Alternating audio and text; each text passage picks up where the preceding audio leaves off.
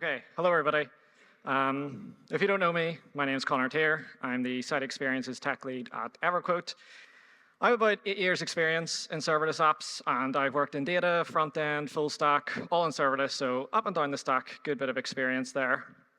If you're wondering who EverQuote are, our mission statement is to help people protect life's most important assets, their family, property, and future. We are an online insurance marketplace, so something similar to maybe Compare the Market here, but based in the US. You come to our website, fill in some information about yourself, and we'll match you with insurance carriers where hopefully you'll bind and both parties go home happy. So I want to just set the scene of what EverQuote looked like as a company whenever I joined. I joined in June of 2021, and there was a massive focus on revenue at the time. We had this small thing in 2020 called a global health pandemic, and that caused a lot of boom in the tech industry. I'm sure a lot of people here maybe changed jobs 3 times and tripled their salary during that time. But companies were doing well, so there's a big focus on revenue. Whenever I joined, I started to experiment with serverless at the company. I had a lot of experience in it, but a lot of people at the company, they had heard of it, but weren't really using it. So, if there were small features or side projects or anything like that, I just sort of implement it with serverless and sort of show people the ropes as we went along. Late in 2021, there were 2 major issues. So there was the Let's Encrypt certificate expiring and Log4j. And these caused massive issues for any companies affected by them. For a lot of people, businesses were completely paralyzed. But something we noticed was a lot of those little serverless apps that we had been chipping away at over time were fine. And it was our self-managed apps that were eating up a lot of the time and revenue with this issue. So this caused a big sort of serverless mentality shift within the company, and especially within the site experiences space. So we thought, OK, what are we going to do about this? We knew a re-architecture was coming soon. So we took a look, what was the state of serverless on front end? Since this is the first, proper front-end talk today, a lot of it's been in the event-driven space, back-end, critical APIs, monitoring. I feel like front-end in the serverless space is a bit of a forgotten child.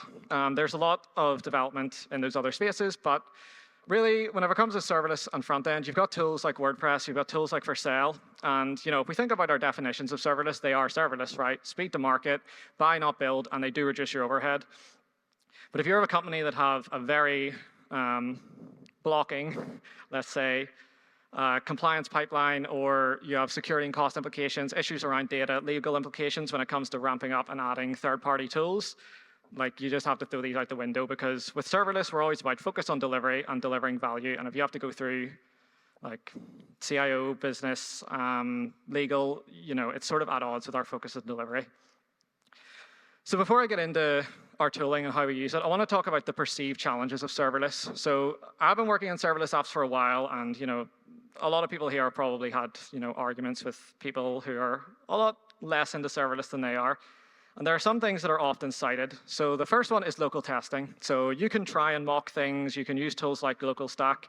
They might not always be accurate for what's actually going to happen in the environment. And even if you can get them to a point where they are, you now have this overhead of additional tooling, which is just more things to keep up to date, more things to ramp people up on, and more things that can go wrong. The other challenge is application performance. So we've all had this idea of the cold start problem, quotation marks, and people throw out terms like serverless is bad for performance. And last, there's the architectural complexity. Everyone's afraid of the distributed monolith. Everyone's seen the architecture diagrams where you cannot see anything on them unless you zoom in to specific components. And there's 2 ways to look at this. So you could say, yeah, I don't have any of these issues. I use serverless. I don't encounter these. That's fine. The other way to look at it is that companies that are finding success with serverless are just successfully mitigating these things. And that brings on to how do we mitigate these things. So we use some very vanilla tooling in AWS and Next, but we also use tools called SST and OpenNext. Before I get into what they are, I want to tell a funny story. So a lot of people might have heard of SST or used it. But whenever we first found it, it was, let's just say, had a lot fewer users than it has today. I basically was doom scrolling on Twitter one night and was like, oh, this looks cool. Went to our architect and was like, this is the golden ticket of serverless. This is the greatest thing I've ever seen in serverless. We just need to switch this now. And it's kind of like, OK, we can't just re-architect everything, but I will give you a day. Let's show me something and build me something in a day that can convince me. And that ended up being a pretty productive day, because fast forward a year and a half, we are still using it. So what is SST? It's a serverless full-stack framework that's built on top of CDK or Pulumi. So your first thought is, OK, it's an infrastructure as code tool, which it is, but it's also an application framework. that massively improves the local development experience. So you can do things like create resources in your stack, but then you can reference those resources in your code in type-safe ways. So it does a lot more than just be an infrastructure as code tool. And it also supports a multitude of front-end frameworks and back-end cloud providers. So talking about that tool, I'll now go over the challenges that I talked about before. The first one being local testing. At EverQuote Inside X, we take a local-first approach to development. So if you're building a feature, it has to run locally. That is a non-negotiable. It's a pain at the start, but whenever you get into it, it allows you to onboard other people to the team quickly. It's necessary for confidence whenever you're building new features. And it also brings up an idea that I'll get into in a bit that we aim for Inside X, which is local and production parity. So if I have a simple SST app, our architecture doesn't look a million miles away from this, but I'll get into it later. So I've got a bunch of resources, and I've got some compute on Lambda.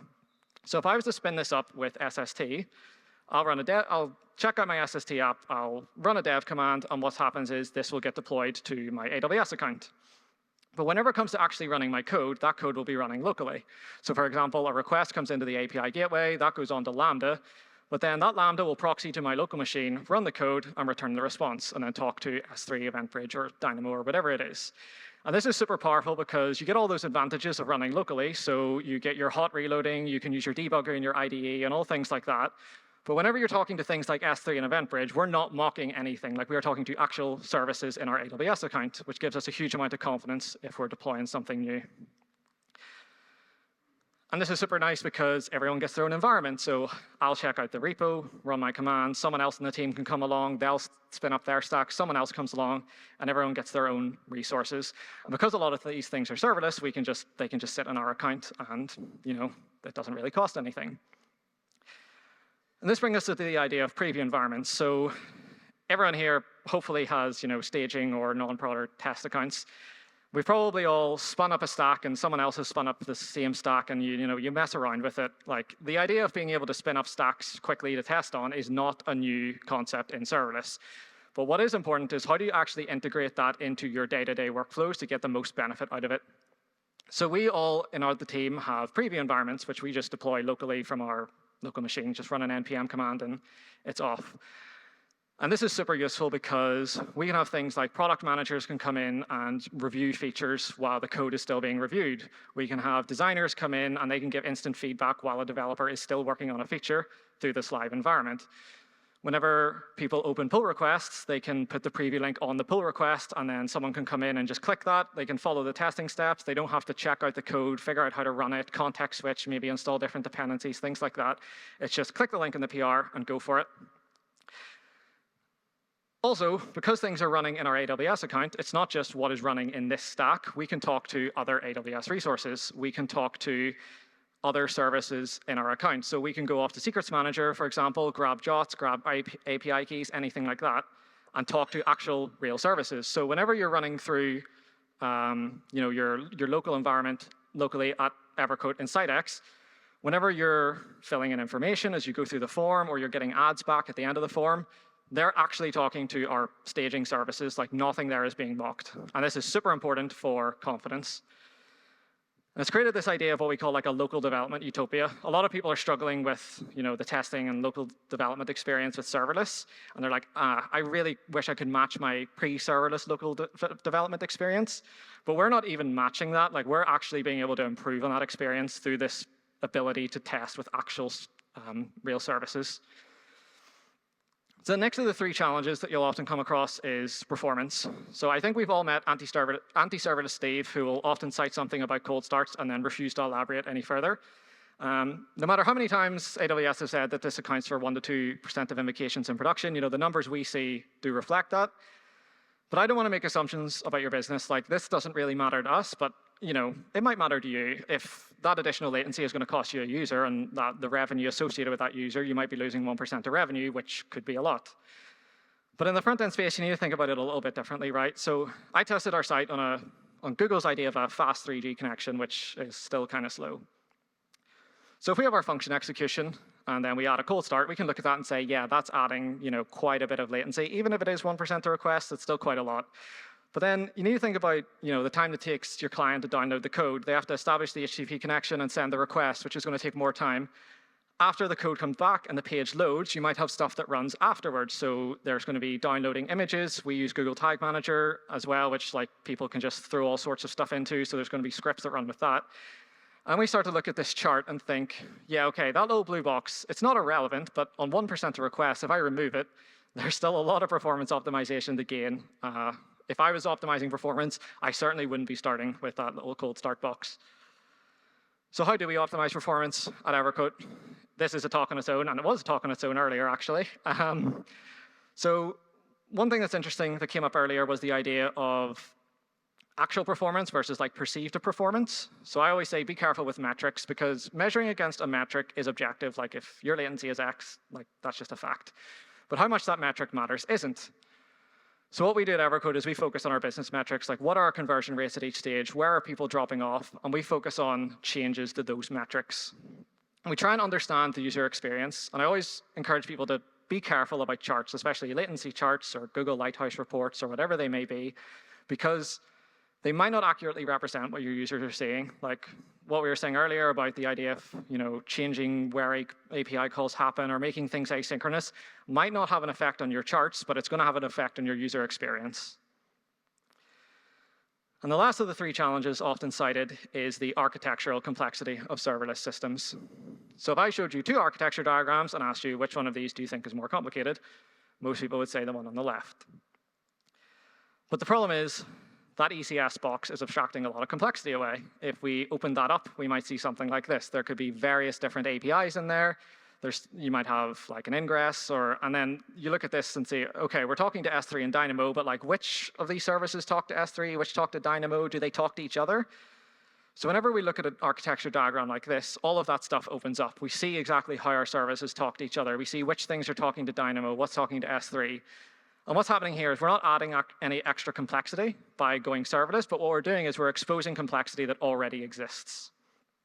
So how we think about architectural complexity is we always think about the local development experience first, and we always think about the overhead of getting these things out. We always want to be local first, make sure things run locally, but we think about the overhead. What does this look like for our pipelines? I worked on a project a couple of years ago where every Lambda function got its own repository and pipeline, and I think there were like 70-something repositories and 70-something pipelines, and it's hard to manage. So don't think of your projects and functions as things that are related. Just think about where it makes sense. Make Lambda an implementation detail, and at the end of the day, don't worry about what your diagrams are going to look like.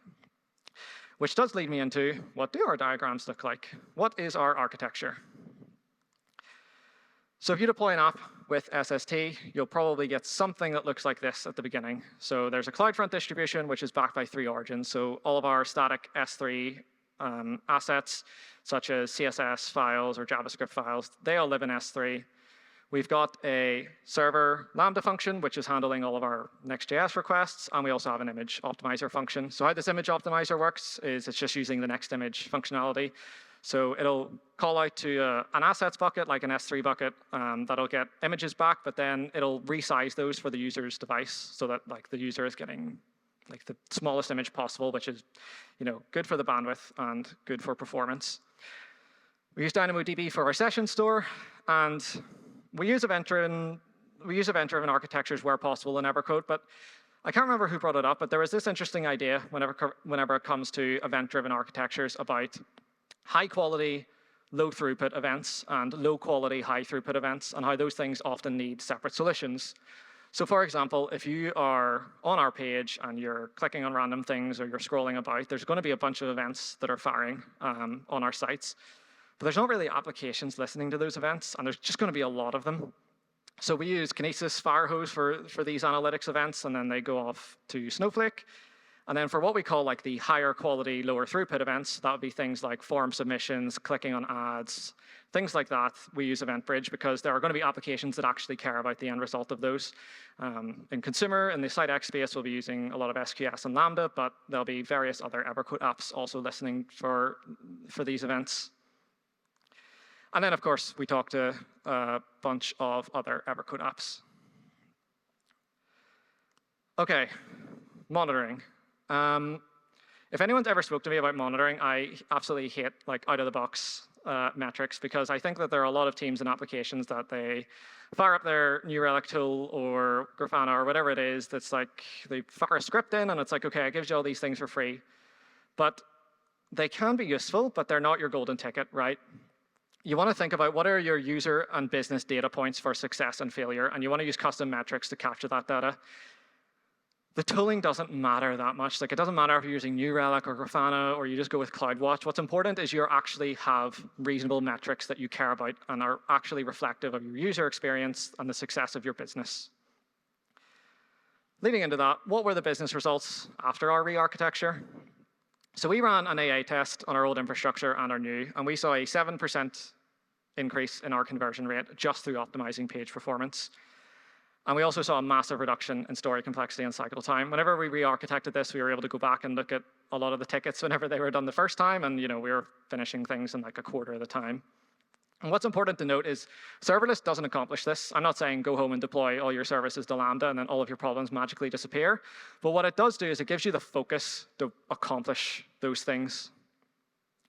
Whenever it comes to cost, we saw a 68% reduction in infrastructure costs, with the majority of that being CloudFront and Lambda, with S3 costing basically nothing. So where did it go wrong? You're probably thinking, like, EverQuote's class, it's amazing, come work for us. Nothing ever goes wrong in EverQuote. But there were a couple of sort of road bumps along the way. So the first one is going to be this idea of hidden costs, right? So nothing in AWS is a hidden cost. You can go into Cost Explorer, your billing reports, and see everything there. But unless you're living in there every single day, it's very easy to deploy something, and it slips by you a couple of days, and that might rack up a big bill if you're at scale. So let's say I'm a user inside X, or a developer inside X, sorry, and I come in and I build a new feature, and I say, OK, I'm just going to implement this as an endpoint in our NextJS app, because that's the easiest thing to do. So I work on it locally, yeah, fine, it works, fire it in for code review, and then I go to deploy it. So what happens is I deploy that, it'll be behind CloudFront and deployed to Lambda. If that feature gets hit, so the request will come in, go to CloudFront, go to Lambda, and we will pay for both of those things. Both of those things will log to S3 and CloudWatch respectively, which we will pay for. And then you might think, OK, well, I need to monitor this new feature.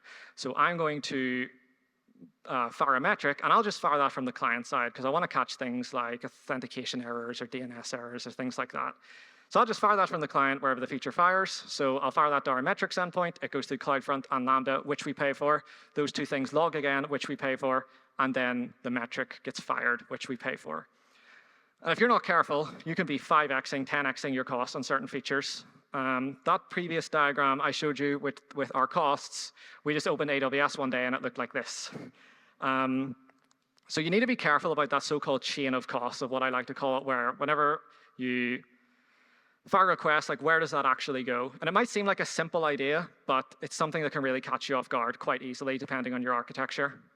So I think about like server-side versus client-side metrics. Is it possible to implement that metric on the server side where you're making a trade-off there because you'll not catch things like misconfigured authentication or like a DNS issue?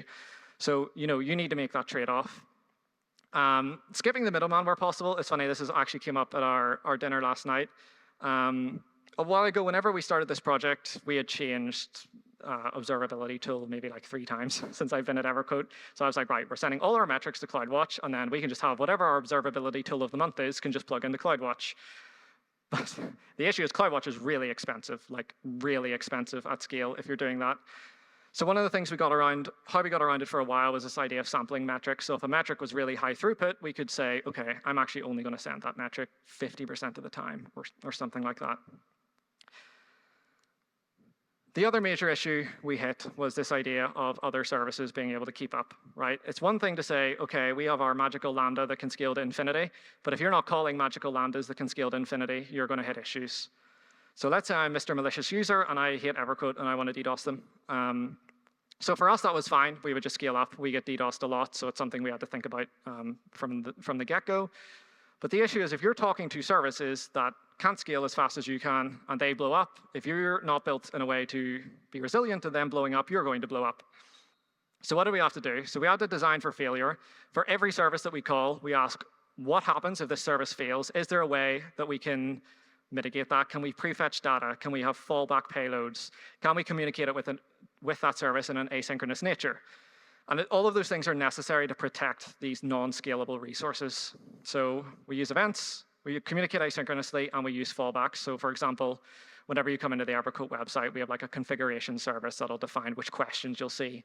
So if that service is down or doesn't respond within a certain time frame, then we have like a fallback list of questions, for example. So what are the takeaways? What I want you to take away from this? So develop local first, right? If you can get to this stage where if you can develop something locally and it works, that you can have faith that that works in production, that is an incredibly powerful place to be. Whenever I came in to EverQuote, we really struggled with the idea of like staging and production parity. But we've taken that a step further and we go for local production parity. Make Lambda an implementation detail. It doesn't matter if you've got an endpoint with, whenever we use SST, like it doesn't matter if we've got a Lambda with 5 endpoints or 5 Lambdas with 1 endpoint each. It's just an implementation detail. And whenever it comes to optimizing performance with serverless on front end, don't obsess too much about like your cold starts and things like that, because there are so much performance gains on the client. And also just experiment with serverless. Like it's a really easy thing to experiment with, because if you've got like a small feature or like a side project or something like that that's coming up, you can just go in and build that with serverless. Like it doesn't need to be built with your major app. You don't have to convince your CTO to move your entire architecture over to serverless. Start small and just chip away, just learn. And my idea is just fart around and find out. There's a relationship between those things. The more you fart around, the more you find out, and the more you learn. Yeah, it did originally say something else, whoever was laughing there. This is a slide I like to finish on with all of my talks. So there's this idea that serverless is about business value. It's not about technology. There's a quote that is often attributed to Henry Ford, but I think was actually just said by some random guy on the internet, and then it took off. So the quote is, if I had asked people what they wanted, they would have said faster horses. Henry Ford, some guy on the internet. And this quote's often used in the context of innovation, trying to say, like, people didn't want horses, they wanted cars, and you needed to think out of the box to get there. But what this quote, I think, gets wrong is that people didn't want horses, but they didn't want cars either. They want to get around quickly and efficiently. And if we were to use a more modern example of that, people don't want lawnmowers and hoovers either. They want tidy gardens and clean rooms. And your organization does not care about any of the technology you build. They care about the business value that you're going to deliver with it. Thank you very much. I don't have a slide saying we're hiring, but I think we are, so yeah.